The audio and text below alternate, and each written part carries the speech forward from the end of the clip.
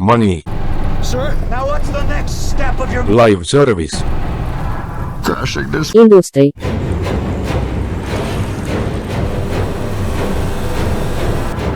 with no survivors.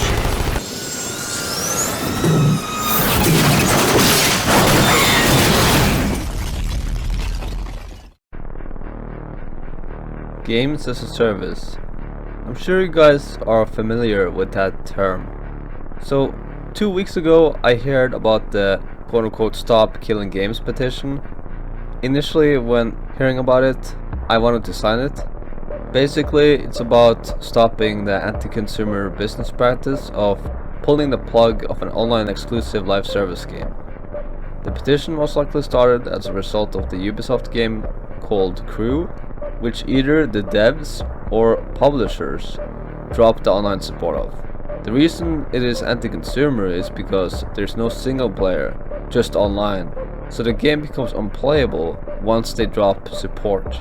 When people paid real money for the game and its purchasable cosmetics, it puts a bad taste in the consumers' mouths. The petition has gotten some harsh criticism, some stating that it's too vague. For me, I was hesitant to start signing the petition when I saw that it required citizen ID and other personal info. However, before I made a decision, I realized that I can't even sign the petition since this is for EU countries only. See, even though I'm European, I live in a country that isn't part of the EU. So regardless if I wanted to sign a petition or not, it's not possible for me. This brings us to the initial topic of this video. Is live service games killing the gaming industry? But before we go into the topic, what does live service even mean? Live service, or as some would call games as a service, is video games or game content on a continuing revenue model, similar to software as a service. Games as a service are ways to monetize games either after the initial sale or to support a free-to-play model. The way it's typically done is add microtransaction into the game through season passes. Some games calling the season pass a battle pass instead. The word live service or games as a service has gotten a really bad reputation because of how overly monetized it is, and rightfully called out for such as well. People are pretty fed up with it, myself included, because of the fact that there's a subscription model for games that already came with a price tag. When you purchase the game, you don't even own it, you just buy a license to it. Nowadays, it seems like there's a subscription service for any product. There was a subscription service for a Logitech mouse. Yeah, a Logitech mouse. I wish I was joking.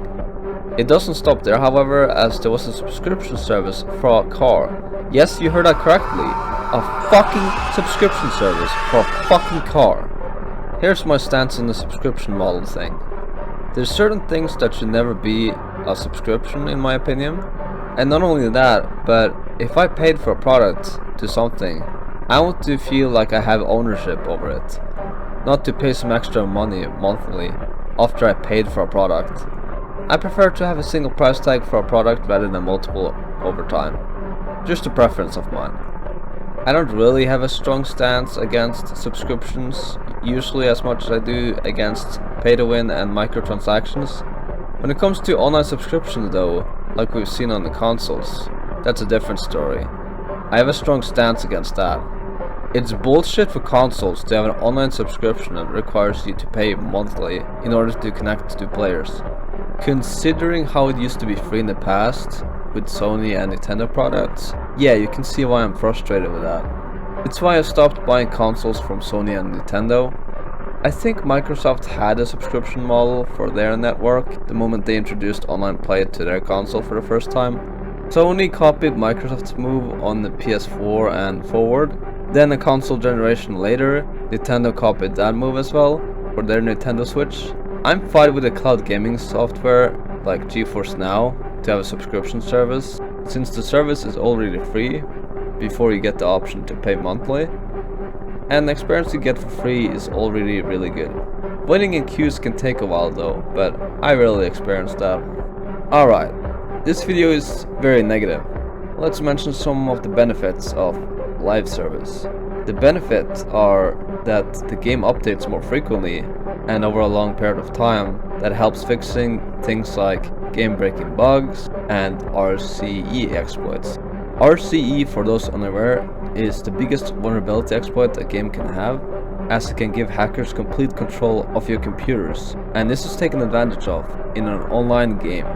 That being said, this doesn't mean you're immune against RCE exploits in a live service game. For example, in Apex Legends, someone performed what looked like a RCE exploit to install cheats into the competitive players' computers, probably in an attempt to get them disqualified from the tournaments. Where? Black bullet here, on my ping. I knocked him there. Wait, what the fuck? It's not unreasonable to assume that the computers got infected with viruses as well after that. Another benefit of live service is that you get a lot of content for that rush of dopamine, but honestly, this can be achieved without live service by community-made Steam Workshop add-ons, like seen with Love Trap 2.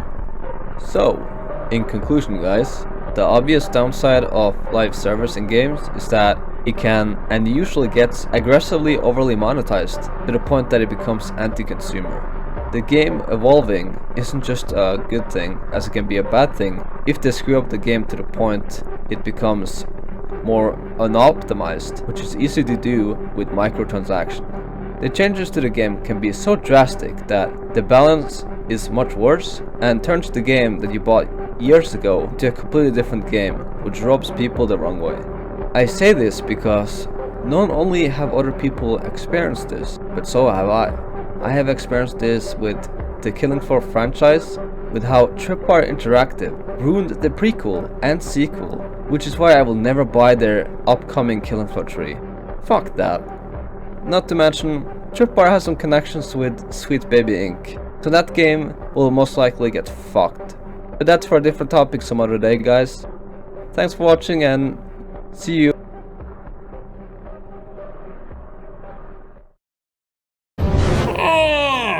Goblo? Where's my Goblo? Yes, my lord, how may I serve you? Well, I was just wondering how our new live service game is going. Well, for the 9 months it's been out, we've done exactly one quality of life update, but we have updated the store 78 times with new things to buy. Oh, good. I'm glad to hear the game's in such a good state. Though, my lord, might I suggest we take some of the crazy amount of money we've accumulated and add some meaningful gameplay updates like we promised?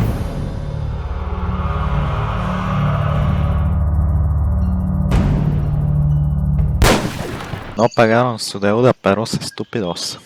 Ahora se van a morir.